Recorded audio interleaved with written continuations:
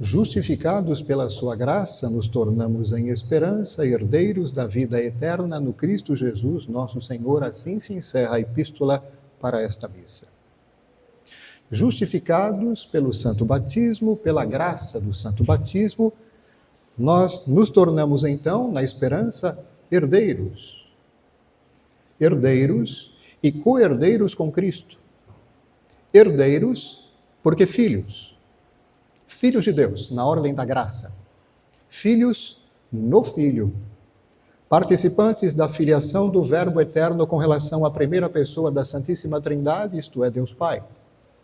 E isso porque, sendo nós, me refiro à nossa participação, sendo nós unidos ao Filho pela graça santificante, participamos efetivamente da sua própria filiação divina. Ele, falando do Verbo eterno feito carne, ele que é o único Filho natural de Deus Pai. O único Filho natural de Deus Pai. O que nós absolutamente não somos.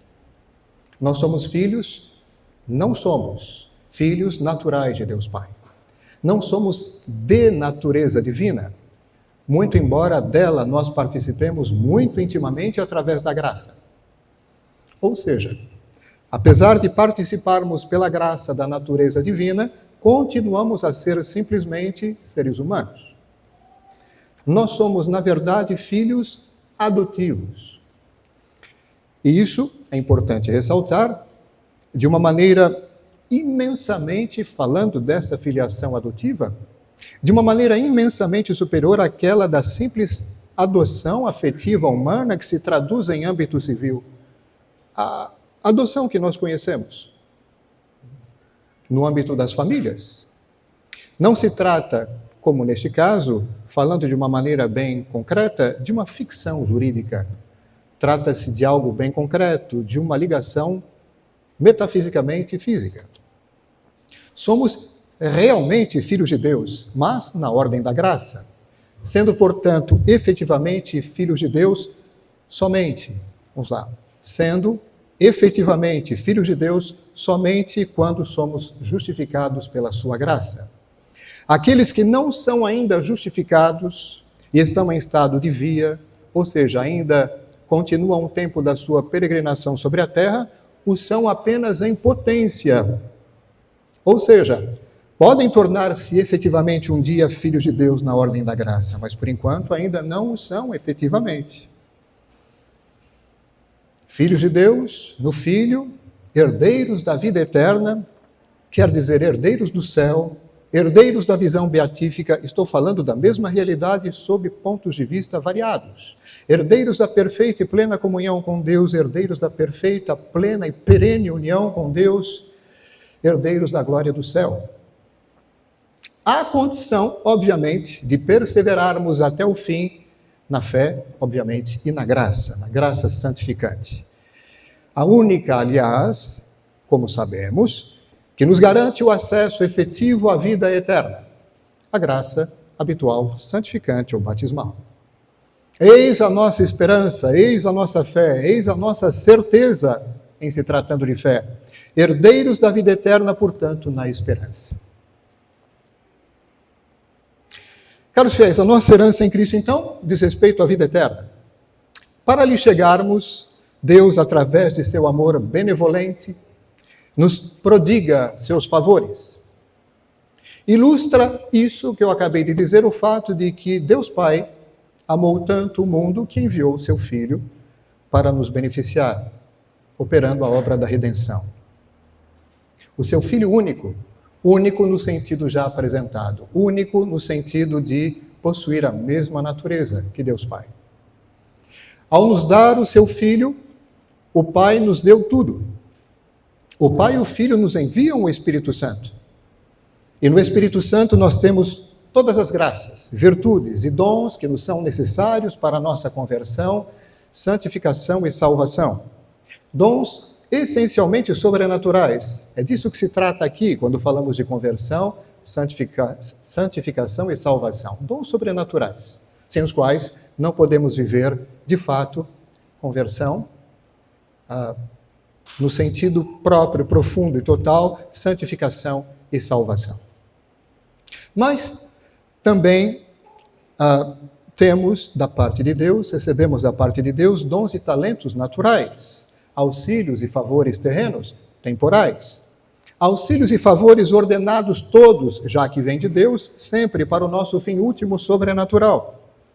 Inclusive, falando de todas estas coisas que vêm de Deus ou que Deus permite que haja, inclusive de maneira especial as cruzes, que devidamente abraçadas, nos fazem avançar de maneira certa e resoluta na senda estreita da conversão, santificação e salvação, porque trata-se disso, de uma senda estreita, bem exigente. Deus vem em nosso auxílio sempre, a providência divina é sempre fiel e generosa, como sabemos. Na verdade, fidelíssima e generosíssima. Neste final de ano civil, caros fiéis, convém, de uma maneira bem particular, agradecer ao bom Deus por tudo que Ele tem feito por nós, por tudo que fez ao longo deste ano, durante toda a vida, mas particularmente durante este ano, é uma boa ocasião para pensarmos nisso. Agradecermos por tudo aquilo que nós enxergamos dos seus favores, mas também aquilo que não percebemos. Com certeza, o que nós percebemos é uma ínfima parte daquilo que Ele faz por nós. Aquilo que percebemos e aquilo que não percebemos, que seja matéria de ação de graças. Aquilo que não percebemos é fé, é matéria de fé. A fé nos faz supor a ajuda de Deus através de tantas maneiras não perceptíveis. Caros fiéis, intensifiquemos e multipliquemos, portanto, os atos de ação de graças juntamente com a adoração. Por falar nisso, reconhecendo que todos os bens vêm dele, de Deus, elevemos ainda o nosso pensamento, o nosso coração, a nossa alma para Ele, para apresentar-lhe bem humildemente, como deve ser, aliás, os nossos pedidos para o ano que se inicia. E não nos esqueçamos, por favor, de pedir o seguinte: perseverança na fé, perseverança na graça, perseverança, constância e generosidade na oração. Perseverança e generosidade também quanto à prática sacramental. Todas, além disso, todas as melhores disposições para bem receber os sacramentos. São graças que nós não podemos nos esquecer de pedir. Uma outra, que aliás deveria encabeçar a lista: amar a Deus sobre todas as coisas, com todo o coração, com toda a alma. Essa é a graça primeira que devemos pedir insistentemente. Amor a Deus sobre todas as coisas, amor a Nossa Senhora, como convém, como bons filhos dela, gratos. Amor à Santa Igreja de Nosso Senhor Jesus Cristo. Há uma outra graça fundamental também, conformidade em tudo à santa vontade de Deus, o que inclui, claro, mandamentos todos e os nossos deveres de Estado.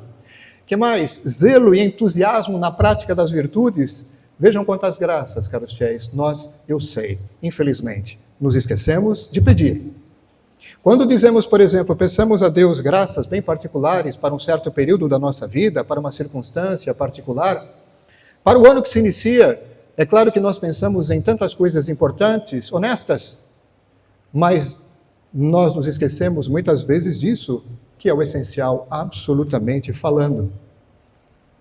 Voltemos às virtudes. Por falar nelas, peçamos de modo bem particular a santa humildade, que eu quis muito destacar ao longo de tantos sermões aqui nesta mesma igreja, lembrando a importância capital dessa virtude para a nossa vida espiritual, para o progresso nela.